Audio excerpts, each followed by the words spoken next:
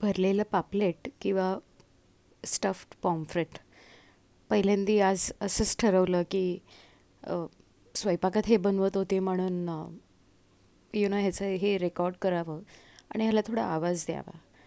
तर आत्ता पहिल्यांदी मी हे पॉम्फ्रेट चिरून घेते आहे भरितासाठी जसं लागतं आपल्याला तसं. मी एवढं फिनिशने नाही करू शकत आहे. मी माझ्या आईलाच कापताना पाहिलेलं आहे आणि तिथूनच शिकले हे कसं करायचं. थोडं डिफिकल्ट आहे पण प्रॅक्टिसने हे जमतं प्रॉपरली. तर हे असं थोडंसं साईडला पण त्याला चिरा मारले आहेत जेणेकरून आपण जो नंतर फिलिंगला आतमध्ये मसाला टाकू तर तो व्यवस्थित लागेल आणि ते एकत्रित होऊन ते टेस्टला खूप छान लागतं. आता ह्या पापलेटमध्ये थोडंसं गाबोळी म्हणजे अंडं आपण जे म्हणतो ते होतं. ही घाण साफ करून घेते आहे मी आणि मग ह्याचं फिन्स आय डोंट नो काय म्हणतात, हे फिन्स मी कट करून घेते ह्याचं, ते क्लीन करून घेते. सो त्याच्या साईडचे फिन्स वगैरे ते कापून घेते आणि हे पाण्यात ठेवून म्हणजे जेणेकरून त्यातलं सगळं ते क्लीन होईल ते. ओके, हा दुसरा पण मी कापून ठेवते.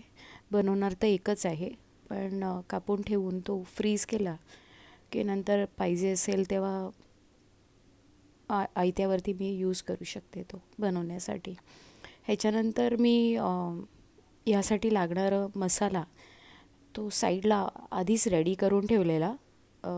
त्यामध्ये जातं आपलं कोथिंबीर, मिरची, आलं, लसूण, थोडासा गरम मसाला अख्खाही टाकते मी.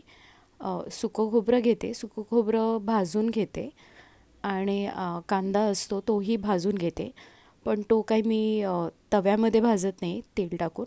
तो मी असाच गॅसवरती थोडंसं त्याला 4 चिरा मारून गॅसच्या स्टववरती मी तो भाजून घेते आणि मग ते एकत्रित वाटून घेते. आता हे सेकंड ह्याच्यात छोटंसं निघालं अंडं, तेही क्लीन करून घेते आहे. आता मी त्या पापलेटला आम्ही किरव्या म्हणतो, म्हणजे आपण स्लिट्स मारतो त्याला, तेही मारून घेणार आहे. म्हणजे जेणेकरून आपण बाहेरून मी तरी लावत नाही फिलिंगचा मसाला. मी नॉर्मल आपलं हळद, मीठ, मसाला जो आपण फिश फ्रायला लावतो तेवढंच फक्त त्याला बाहेरून लावून घेते. कारण टू मच मसाला पण त्याचं किल करून टाकतं जे फ्लेवर असतं ओरिजिनल पापलेटचं. आपण just we are trying to flavour it with masalas but too much also kills the flavour. तर मी फक्त तेवढंच लावून घेते त्याला.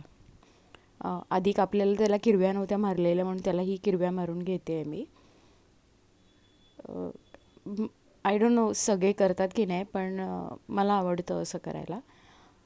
बिकॉज मला असं वाटतं की ते प्रत्येक तुकडी आपण जे म्हणतो त्याला व्यवस्थित लागलं जातं, टेस्टला चांगलं लागतं हे.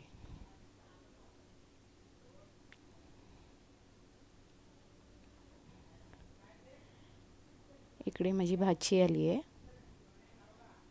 So she is very excited की आत्तू हे करते आहे.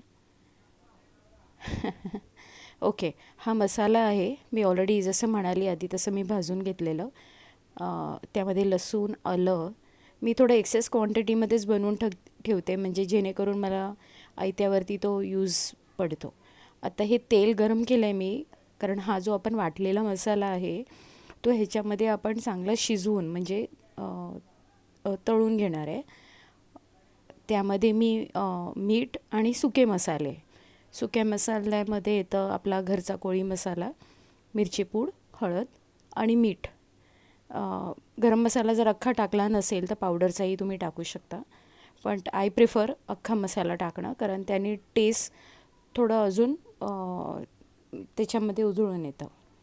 सो हा मी एकदम सिमर गॅसवरती व्यवस्थित शिजवून घेणार आहे मसाला. साईड बाय साईड मी पापलेटला थोडंसं लिंबू, हळद, मिरची हळद, घरचा कोळी मसाला, मिरची पावडर हे लावून घेतलं. त्यानंतर जो तळलेला मसाला होता तो मी आतमध्ये फिलिंग करून घेतलं. जे गाबोळीचं अंडं होतं ते मी तोंडाकडे ठेवून आणि मग त्यानंतर मी नॉनस्टिकचाच तवा घेतला, ज्यामध्ये आधी खूप व्यवस्थित गरम करून घेतला. त्यामध्ये तेल टाकलं. मी ॲक्च्युली थोडंसं साजूक तूपही टाकते, त्याच्यात फ्लेवर येतं. आणि नेहमी जी ओपनेबल बाजू असते ना, ती खाली ठेवायची, म्हणजे ती पहिला शिजवून घ्यायची. आता मी पलटी मारलेला आहे या सरग्याला आणि त्याला सेकंड साईड आता शिजवून घेतो आहे त्याचे. हे त्या दिवशीचा स्वयंपाक बनवलेला. आणि हा माझा स्टफ्ड पॉम्फ्रेट म्हणजे भरलेलं पापलेट रेडी आहे. खूप छान आणि टेस्टी आहे.